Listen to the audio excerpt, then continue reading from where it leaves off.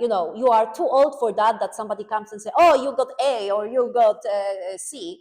That the self-evaluation and self-assessment, it's very important part for me. We ring the bell. That's the game.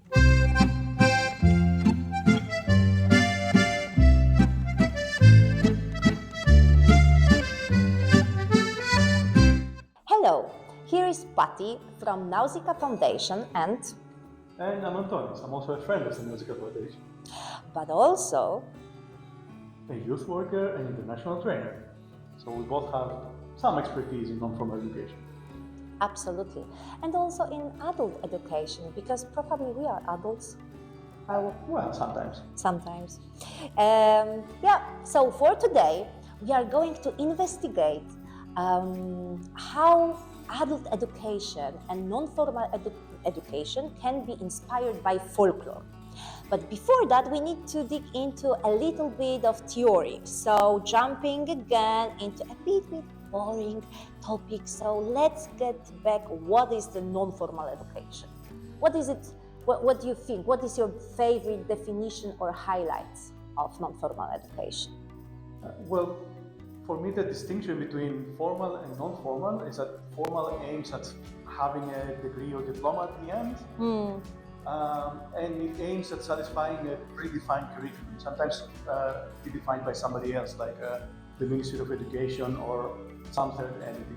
While non-formal is focusing more on voluntary learning that the participants decided on themselves based on their own interest, and it aims more for learning at the sake of learning, not to get a diploma. Yeah. What I really like in this, what you said, there were voluntarily, because this is finally not that your parents are telling you to do it, especially if you are an adult, yeah? And also when we are thinking, education, for children and youth, but then, when you are an adult, you are also going through this process if you want to develop. And within this voluntarily is very important. So also going into this direction that it is a learner-centered, that you are in the center of this education, not ambition of your parents, for example. Another thing is, what I love about non-formal education in general, even for youth, is that it is non-linear. Because in school they tell you, okay, you need to go through this chapter to elevate yourself to a next level and next. And here it's more modular. You just take what you need. You want to learn this and that about, inclusion or migration, and not to go through all the history back to ancient times. Yeah, you just need some things which you like. Another thing what I love about non-formal education is that it's supposed to be transparent and confidential. So there is much more individual, personalized connection with your group and with a facilitator.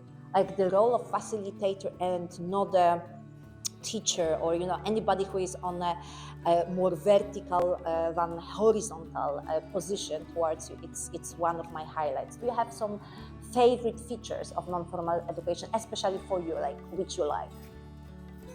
I think one thing that I want to mention is that what we defined as characteristics of non-formal education do not mean that non-formal education is not structured, because there's still the intention to learn. Like informal learning, where it happens subconsciously and you realize it afterwards. In non-formal education, there is a structure because there is an intention. Yeah. It's just that. And the goal. Yeah. We have always the goal. It's just that this structure, you're part of this structure. Yeah. Because it's learner-based, you're part of the structure, and usually we learn when we become non-formal education trainers or facilitators, we do learn methodologies that allow us to enable the participation of the learners into what we're shaping together. It's a co-creation process. That's one of the things that I like the most. And then the other thing that I like is that it can afford to be a lot more playful than formal education. Exactly, because there is no, at the end, you're supposed to get a diploma and there are these particular conditions that you need to satisfy to get a diploma. We are part of it, learners and educators in this sense. And it's a playground. We play together. Yeah. This information playground, I think that's also what makes it very, very similar to folklore. Yeah, that does ring the bell. Anytime when ring the there bell. is a folklore mentioned, we ring the bell. That's the game. And the creativity usually is connected. And that agency, especially in adult learning, it's really important that adults feel that it is practical, that they feel agency and it is engaging. And another part which is non-judgmental, that there is, you are too old for that, that somebody comes and say, oh, you got A or you got C. That the self-evaluation and self-assessment, it's very important part for me. Like, it helps me to develop myself, but with my own conditions and not something what is just pointing me, oh, you are a bad student. Sometimes when a master describes the differences between formal, non-formal, and informal learning, I use an example that actually is very close to folklore: cooking, learning how to cook. So, for example, informal learning is when you just randomly enter the kitchen when your grandma is cooking your favorite dish.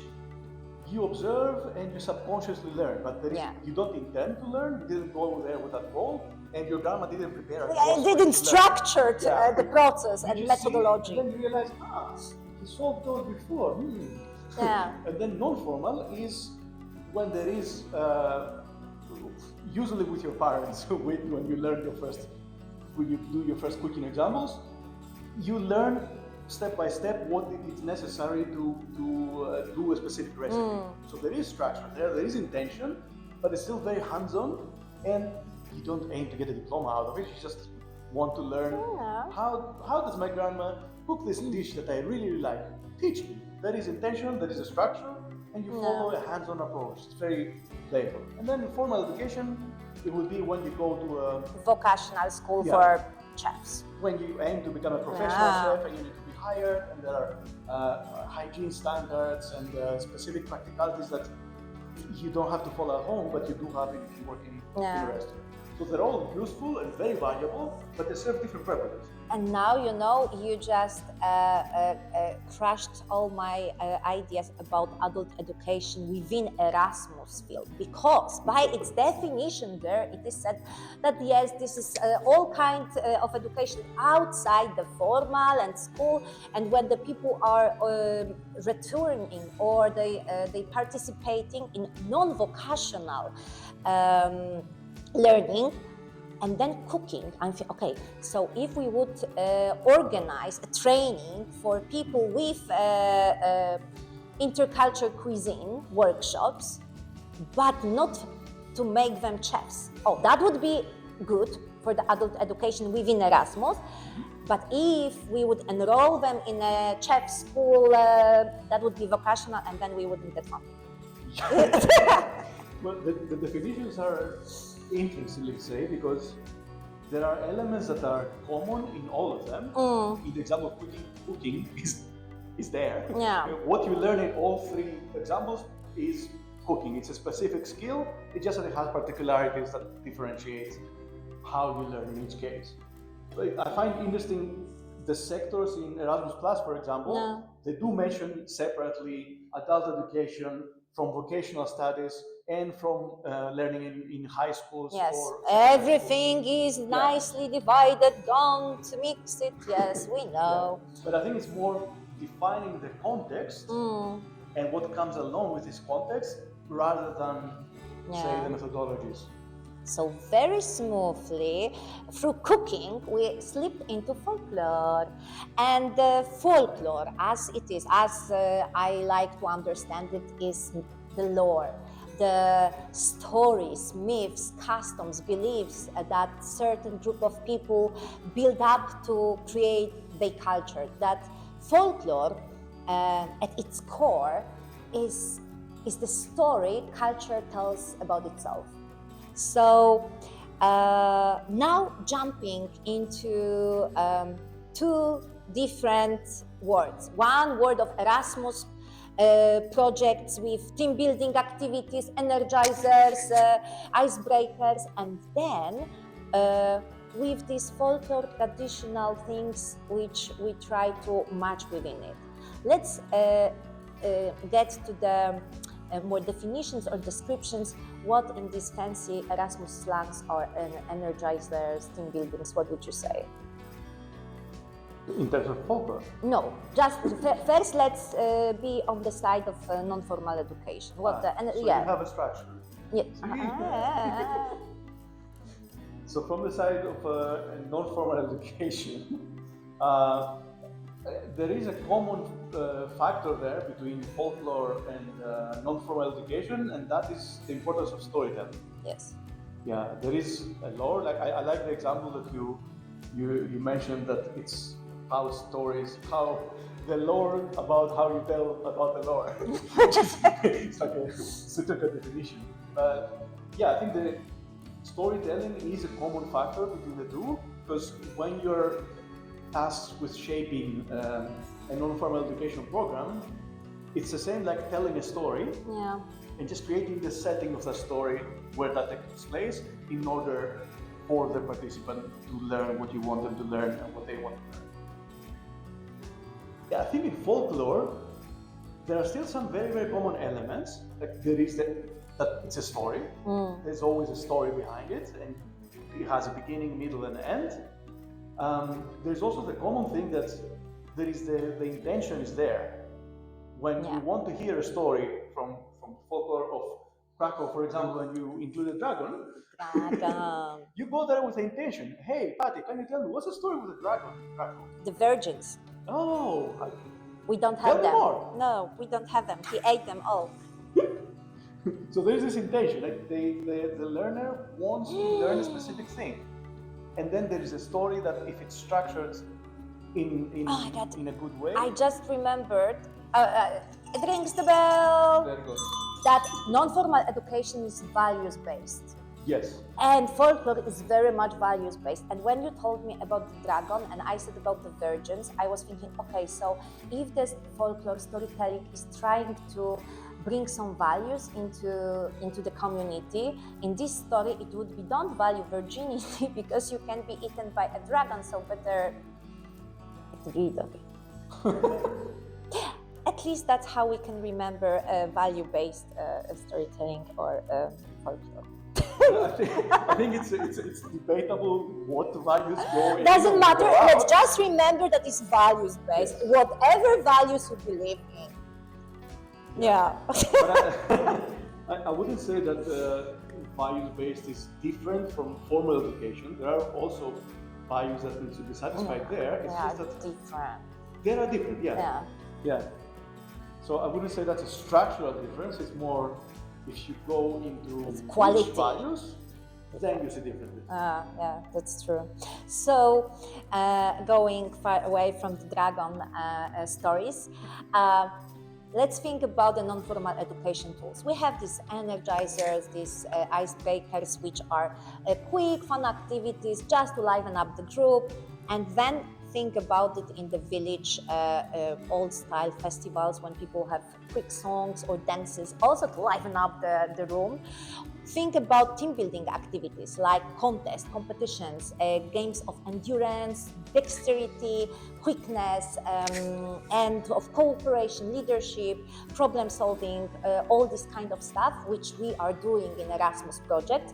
But then just think about village festivals, weddings, ceremonies, and other celebrations where we also have these kind of games of climbing the pole, pulling the rope, classic team building activities, make it faster, make it better in a way into different teams, or song slams. I love Polish song slams between old ladies. I've been in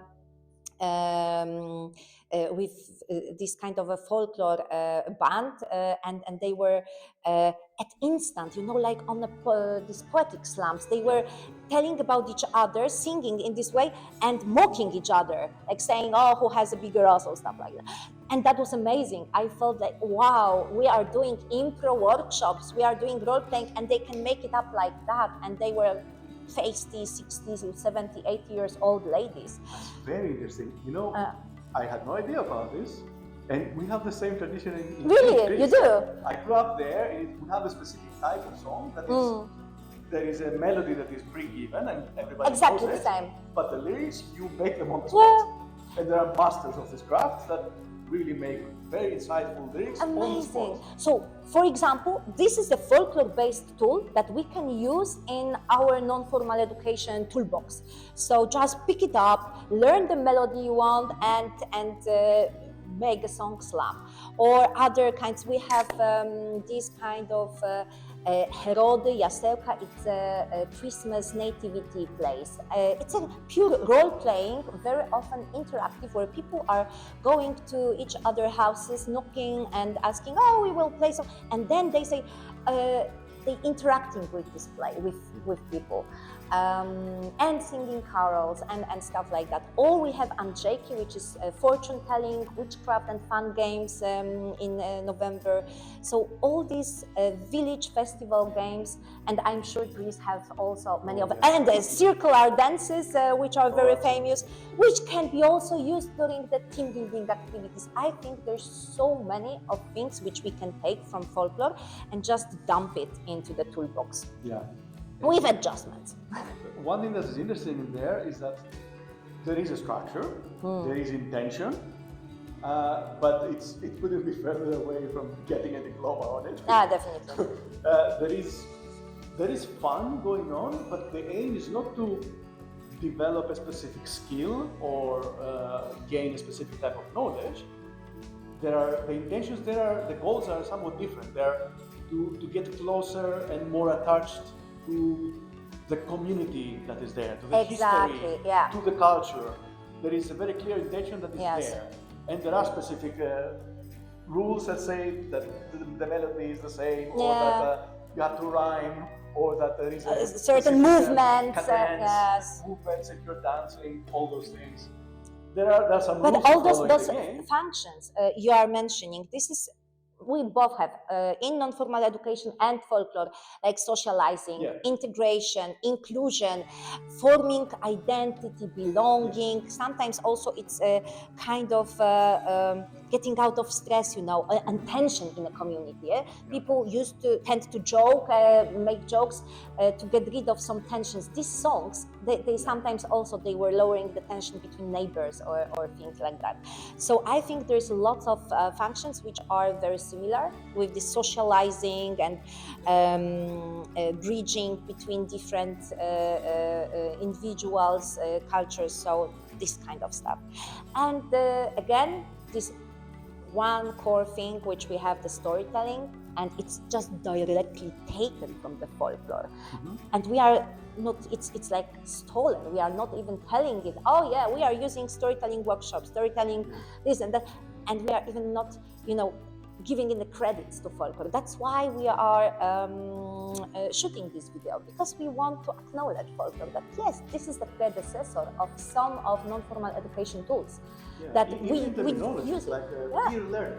Yes. You're not learning from a specific master educator or whatever, you're learning from each other. Exactly. In non-formal education, it's very, very common that we are forming structures so that the learners learn from each other, not from us. And it's very similar in folklore.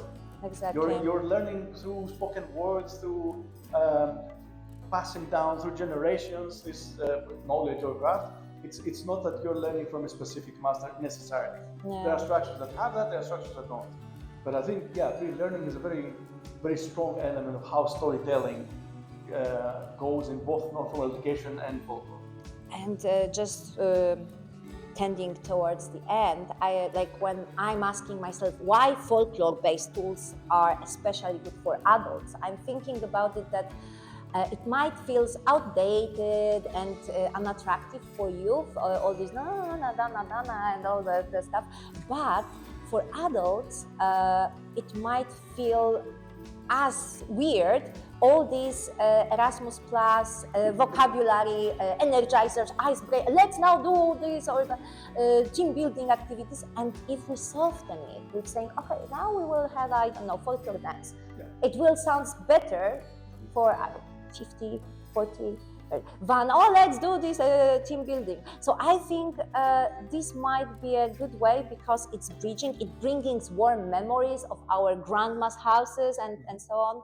So I think this is a good direction that we can get inspiration. And in the end, it helps a lot in building a community, a sense of belonging. Oh. And that, in non-formal education, we learn that this is a very important factor Yes. to create a safe space where people feel connected, because that makes learning so much easier and more effective.